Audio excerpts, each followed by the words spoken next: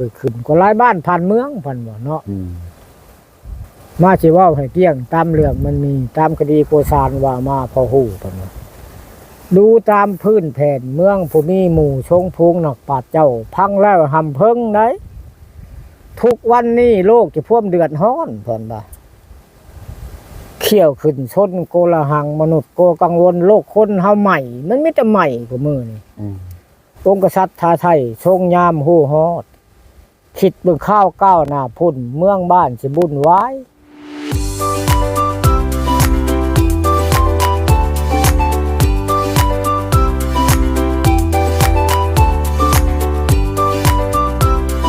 บ่ได้บุญเชิกบุญเสือวุ่นความร้อนความหยังภาคลิงเห็นโหดร้ายหลายอย่างในมนุษย์ใกล้เครื่องศาสนาพุทธเนี่ยนี่คนสิกองกันตายดังคอนเขาปั๊มพระก็ลิงเห็นแล้วสรญานตัดซอยพังอายุภูมิพี่น้องลุงป้าญาหลานตอนนี้ไว้พังก่อนตอนแถลงเฮาสิแปลงก่อนศาลเปิดตามพระธรรมเจ้าเอาแต่พ่อบังได้พุทโธธรรมบอกพระเจ้าให้ตัดแดงเพื่อแสดงบอกไว้ให้เฮาฮู้ต่อมาได้กะละก่อนที่ตั้งทิธีขึ้นหลังตั้งแต่องค์พ่อดมสั่งสอนชินแก้วพ่อฉันว่าอันนี้จนว่าเพื่อนเทศนาได้สิลงหรือบ่ลงมันก็ลายโพดหน้าเนี่ยมันซองหน้าก็ได้คอตัวนี้เนาะจังว่าพังไปนี่แล้วจังหักบ่แม่นว่าจะวุ่นฟกมันสิวุ่นความฮ้อนลายนี่2025นี่คำเฮาบุญเฮายังนี่2030คันสิอยู่ดีไม่แห้งเนาะเดือดปีกุลสิเริ่มพื้นผู้ไปอีกยังบ่เฮิงเรา6 ปีหนึ่งคือสิอยู่ดีเป็นชุกอยู่จังหวะเดือน4 ปีกุลไผมีบุญจริงจะเห็นไปหนาจังหวะพากันเด้อไม่ออกพากันถือศีล5ภาวนาให้เที่ยงได้ได้ปีกุลน่ะก็ได้จำจะเห็นหน้าพระเจ้าฮะเป็นทวายว่ายังบ่เฮิงแล้วว่าปีกุลอีก6 ปีเนาะอีก6 ปีอีก6 ปีคันนั้นบ่เงินก็ตอนนี้กัน1เนาะมันหากปีนี้จังว่าไผแม่นยังมันก็ยังสิเฮ็ดนำกันเบิดจังว่าผู้มือเห็นเบิดอะไรโคชุดท้ายนี่เห็นเบิดเพิ่นทวายว่าสิซื้อนี่จังสิก็เห็นนะก็เห็นเนี่ยกันเนาะเพิ่นบ่เห็นเพิ่นทั่วถึกเนาะอ้าวพันไปก่อนเนี่ยว่าพันคืน1นี่100ขอพันขอพันไปก่อนนะบ่แม่นสิว่าคือแม่นเรื่องจริงแม่นนั่นแหละเนาะพันได้ก็บ่มีข้ออ้าวของพระพุทธเจ้าเนาะแก้ไขแท้บ่มีล่ะหากเพื่อนก็จะเทศนาลงไปเพิ่นก็ใครอุบแก้วเทศนากันได้ก็สิยุบอยู่น้อยนึงก็สิบ่ว่าแต่บ่เบิดบ่มีดอกว่าไผมันนี่กันสมัยโลกน่ะบ่มีดอกเนาะมันก็ความร้อนความรุนนี่แหละหลายแล้วก็เพิ่นก็เทศนาคือกันให้บุพพรมนุษย์มานาเนาะแต่ว่าเพิ่นถวายไว้นี่ถูกแท้ๆพุทธธรรมนายอันนั้นไว้คนละคนก็บ่พังก็เว้าแล้วเนาะหากคำเฮาเว้านี่โอ้ยไม่ออกญาติโยมน่ะบ่ได้เว้าหากเขาก็บ่สู้เว้าบ่ได้ดอกเพราะว่าเฮาบ่ได้เป็นอาจารย์คือกับเจ้าแต่มื้อแจกมันนั่นคือบ่เอาให้เอาไม้ให้เราเฮ้ยพวกศิลวัตรด้วยเฮาบ่เคยว่าจะไม้เฮาว่ะเฮาเว้าไปซื่อๆเนาะมันหึนพอจะให้พรไม่ออกกันนะให้เที่ย2-3ก่อนมื้อน่ะเจ้าบ่เทศใช่ไหมเซยบ่ได้ว่าจะปากเดี๋ยวว่าใช่ไหมเซยพวกศิลวัตรเขาเอาขึ้นแล้วบอกว่าใช่ไหมว่าตัวเองว่าย่านไหมเพราะเขาไม่ได้แต่งตั้งเขาจะหานว่าวเนาะ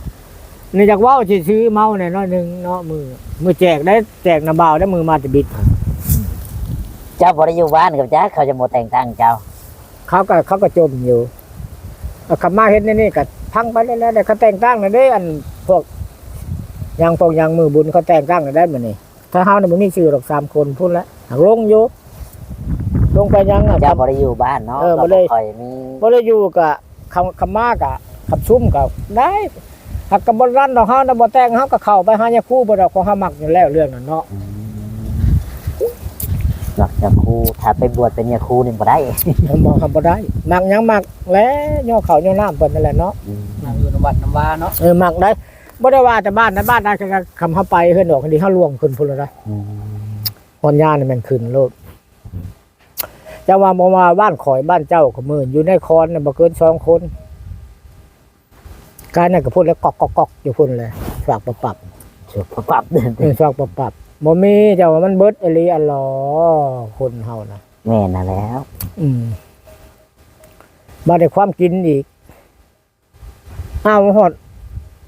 คนตายก็เอากับมือนี่เนาะ เอามากิน เอามากิน แต่กี้ย่าน แต่กี้อะโกย เนาะ เพิ่นบ่ให้เฮ็ดแน่ๆน่ะ มีคนตายก็เมื่อกิน เมื่อกินมันน้ำก็จะว่ามันน้ำแล้วมันบ่เบิดจักเทื่อ เดี๋ยวนี้น้ำบ่ครบเด้อนี่ น้ำบก คนเอา น้ำบกครับน้ำใบอยู่หักมันเครื่องใบมันก็ขบคือเก่าเลยเนาะ น้ำ หนึ่งคลองเฮือนดีเพิ่นบ่ให้เอาบาในสองเรื่องฮีดคลองคนตายไม่แห้งก็บ่ให้เอาไว้ก็มือในงานก็มือในจู่ โคตรเผาเนาะ เอาเผา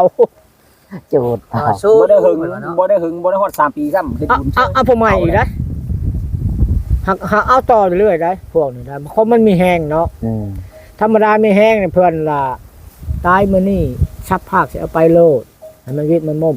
ได้กันแจกก็3ปีบ่ให้มันเย็นสิก่อน แม่น กูมื้อนี่พอปีแจกเลย แกมเผาอีก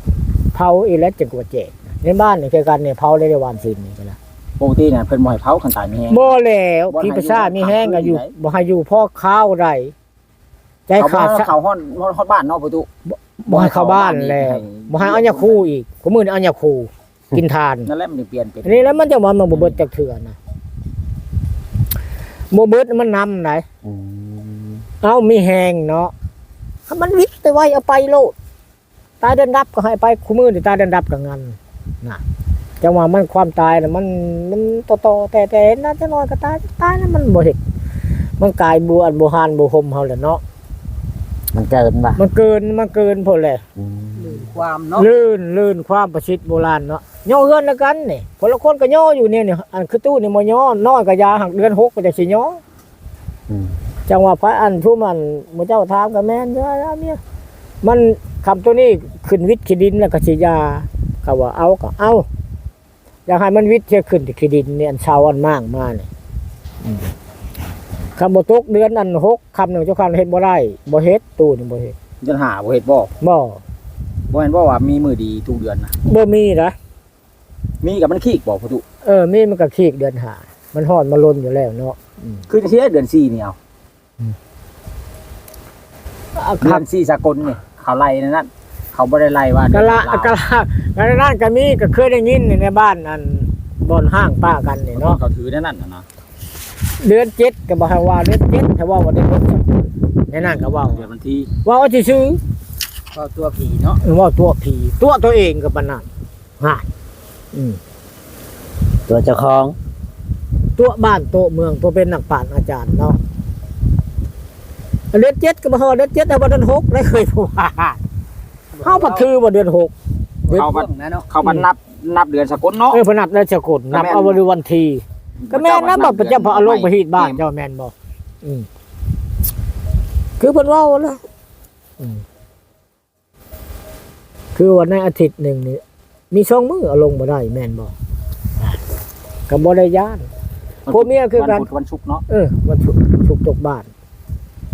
ก็เอาลงกับมือนี่ว่าจะเป็นหยังก็จะเอาบ่เป็นหยังดอกก็ว่าพวกเมียคือกัน แต่งดองเอาคนเอากันแหละเขาเดือดนั่นจะเป็นหยังเพราะว่าบอกปฏิเสธแต่ว่ามันก็คนเฮาก็บ่มันบ่ยืนแล้วเนาะตะกี้โอ้ยเผื่อจะได้ยินว่าตายมันก็บ่ง่ายผู้มือในบ้านนี่3ศพนั่นเด้แต่ตัวเองไปนะ มีแต่คนรุ่นน้อยเนาะประตู มีแต่คนรุ่นน้อยมีพวกนาบ่าวนี่แหละแก่ๆแน่ รุ่นอนุ50 มีแต่ซ้ำนั่นในคนเฮาน่ะ คุ ก็ ณ รับ เท่านั้นเอาว่าอะไร บัดเท่านั้นอายุน่ะเนาะ 4 50 55นี่ก็ โอ้ยลายนี่ไม่ห้างไม่มาในบ้านนี่มีแต่อายุผัวนั่น45 50นั่นแหละหลายตายคนในบ้านนี่แหละกระดักกระเดียบ่ได้มีนะก็คือเนี่ยยังแต่ตัวเองนี่บักนวลเบาหดเอาชิดน้าบ่าวนี่ก็ยังอ่อนอยู่บ่เท่านั้นแหละกายน่ะเบิดแล้วบ่ได้มีในบ้านอื่นจังหลายนะในบ้านนี่นักแฮงอย่างดีอัลเลาะห์ยอดว่า มันเริ่มมา3-4 ปีนี่ตายไม่แห้งก็เอาเข้าบ้านนะ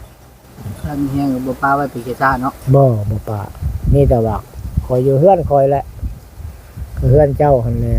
แล้วก็เห็นแล้วมันเป็นมาบ่อนเว้านี่อันกินนี่ก็นอนเลย แหกปด จังว่ามีแต่นอนเลยย้อนตัวบ่พังเนาะแต่2-3มื้อถือเพื่อนตัวเองสิมักบ่แนวน่ะผมบ่ถือที่ถือคองแล้วมันเป็นไปแล้วบัดสิแล้วมันคะแนงได้คืออันนั้นนี่เป็นแบบเป็นแต่เฮือนตูหมู่ก็บ่เป็นจังว่าคือก็กระดิ่งน้อยหากแล้วแต่เด้อเด็กน้อยอายุยังบ่พอแจกข้าวนี่เขาจะแจกกันอยู่ชาวอ้อนหากบ่แพ้บ้านแพ้เมืองมันเอาตัวเองหันอันนี้แจกข้าวลูกน้ำเต้าอันนั้นอยู่ละ30ปีแจกนะ คันมาเฮ็ดมีสังฆทานเนาะ สังฆทานมันมีทุ่งก็ยาบัดดีบ่ดีบ่ให้สังฆทานซ้ํอีกอัน ใน นี้ บ้านให้ได้บ่ ได้อยู่ใส่บาท คัน10 ปีขึ้นไปเลย จะแจกได้เพราะว่าแม่นยังแต่10ปีนี่ก็ยังบ่จะคักปานใดคน10ปีนี่น้อยคนสิเข้าไปหายาคูเนาะแม่นล่ะวะมีแต่คลินอยู่หั่นแล้วบางนี่บางล่าเนาะ เข้าไปคอขนม ตัวนั้นละได้ว่าสิเข้านบ หลายโพด พังเทศบ่ทันน่ะบ่ได้เพิ่นว่า อันนี้อันอธิบายพังเพิ่นก็เขาก็ทดสอบมาแต่อาจารย์ใหญ่เหมือนกันเนาะคนซ้ำนี่นะเคยสิไปหับกองบุญได้แล้วกองบุญน่ะยังตั้งเจนเทิร์นอยู่หาแนวนี่แล้วก็มานำเอาพ่อเอาแม่แหละไปมาอันเพลงกองบุญให้ยาคูน่ะ น้ำบ่ใหญ่นะเนาะ นำพ่อนำแม่แหละเห็นว่าจังซั่นแล้วมาเว้าก็คือแล้วอันซ้ำเด็กน้อยบ่หันเคยสิไปนั่งฟังเทศน์ฟังธรรมเนาะแล้วก็คือกับพวกบ้านพวกศาลไทยนี่ก็บ่ได้พอ60 ปีนี่เขาบ่ให้ขึ้นศาลได้ค่าลงเบิดอายุบ่ถึงศาลเขาบ่ให้lưuได้เห็นเฮาไปหลายๆปีน่ะเขาถามว่าอายุเจ้าเท่าไหร่อายุ14-15ลงอยู่หลุมผมบ่ให้ขึ้นศาลได้ แม่น ขึ้นศาลบ่ได้เขาว่าอันนี้อายุยังบ่ถึงอันนี้ก็นะอายุละ7-8 ปีพอไปแจกข้าวนำกองบุญเพิ่นยังตั้งเจนเทิร์นอยู่มันบ่ไปจักเทื่อมันนำเอาพ่อแม่เจ้าเลยมันตกครอบครัวเขาอันนี้ก็ยาเขาก็บ่ได้อยากเฮ็ดก็เฮ็ดแต่คือในบ้านนี่ก็แม่ก็บ่ว่าคือแม่นเด็กน้อยๆ3 ปีนี่พากันแจกเขา มีบ่ในบ้านจ้ะ มีแล้วตายปีปั้นพายใหม่นี่ก็ตายคือได้น้อยนี่มาแหละก็มานำเอาพ่อปู่นำเอาแม่ย่านำเอาพ่อเฒ่าใหญ่เบิด บ่เรือหยัง บ่ได้เหลือหยังมีแต่นอนเลย แพ่เจ้าแพ่จอมแพ่เฮือน แพ้เฮือน กั ตั เนาะ วนี้เนี่ยพวกแจกเขาวนำอันดิกน้อยนี่ก็ยากกันเจ้าบ่ได้แพ้บ้านแพ้เมือง มันความคิดฮอดและเรา ก็วันชุกนี่แพ้บ้านแพ้เมืองได้มันตกบ้านเด้ยังบ่ เห็นบัตรกับปุ่นก็บ่ได้บ่ คนก็บ่ได้ เขาว่าใต้กระบอกกระเบน บอกมักใต้กระบองก็ยังบ่วิทย์คือเก่า แพทย์ได้เสือใหม่ มันบ่วิทย์คำกับว่าเฮาอยากเอายาคูกับจังซี่นะมีแต่ว่าผู้ให้เพิ่นย่างไปป่าปะโลดบ่เอาขึ้นเฮือนนะอาหามไปพังแล้วโอ้ยมาเห็นเพิ่นของขมนนี่เด้เนาะมนต์โพธิ์สัตว์โอ้ยครูบาอาจารย์บรรทนายเด้เพิ่นก็ตอบคือกันโอ้ยมา มนต์โพธิ์สัตว์เนี่ยทอดแก้คนเอา ถึงได้เนาะ จังได้สิมนต์กันเฮือนนี่ก็ผิดอีกขึ้นเฮือนมันต้องมีอันปัจจัยแล้วอย่าคู่ขึ้นไปฉูดเนาะ แม่น โอ้มีผ้าขาวผ้าน้ำอีก อัน เด้ นี้พระข้าวพระน้ำจะมันบ่วิดมีแต่มนต์ให้พลัดไปพูดโลดเรื่องมีแห้งขนาด จานบ่เฮือนไผได้จาน จังหวะยากและคนทำมันบ่ถือแล้วบ่ถือแล้วเนาะ ขึ้นบ่ได้พลาด แดงวะ บ่ถือประชิดบ่ถือความโบราณเลยจังหวะแต่มัน มันก็เปลี่ยนไปเนาะ เปลี่ยนนั่นแหละเปลี่ยนตัวเบิดแล้วของมือนี่ เปลี่ยนเป็นลายแล้วพ่อเนาะ ลายนั่นแหละ เปลี่ยนไปลายนาแต่ผู้หญิงก็ยังมานุ่งส่งแทนผู้ชาย ก็จังหวะ ว่าไปจากนี้ จังหวะฮะ เอาเว้าให้พังแน่บาทหนึง ตัวใด 2025โลกาสิไว้วันบ่ ว่า เว้าดูเนาะวันแล้วมันวันแล้ว เราเว้าแล้ว อันนี้มีแต่2026บาทนี่ฮะ ในไหนบ่เฒ่าลองเว้าอยู่คำทำนายน่ะ คือว่าแล้วว่า คือเว้าอะไรกันนี่นะ ยังบ่ถูกยังบ่ถูก พอจะพัฒ แต่ นา ใน ตั้ง ในพังครับ เพิ่นว่า2025เนาะมันเว้าเอาแต่ปลายมันอันนี้เนาะ ว่าแต่ปลายมันก็พ พู อ ดมาลายโพด อืม โลกาเสวัยวัน ความอัศจรรย์จักสิมีเกิดขึ้นกว่าหลายบ้านผ่านเมือง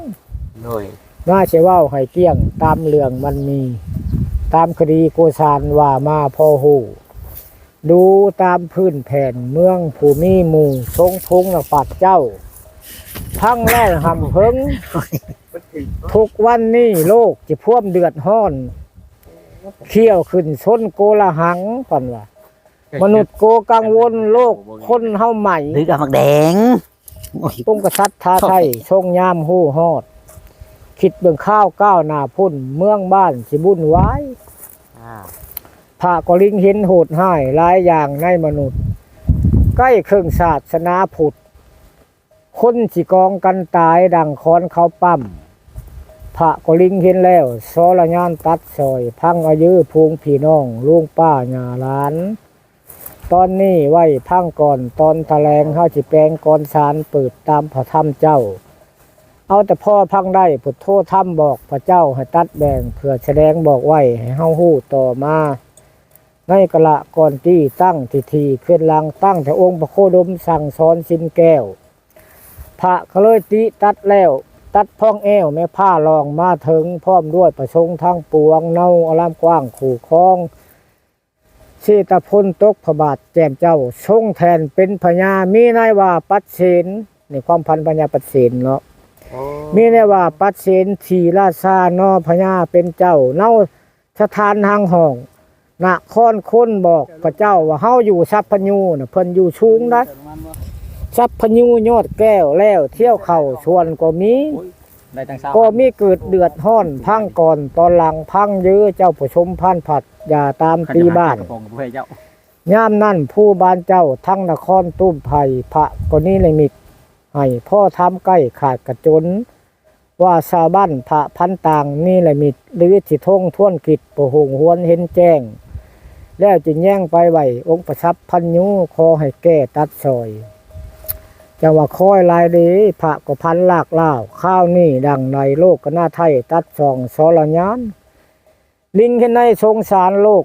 คนพนาก่อนจังมาภายไทยค้นคว้าสิ่งอย่าง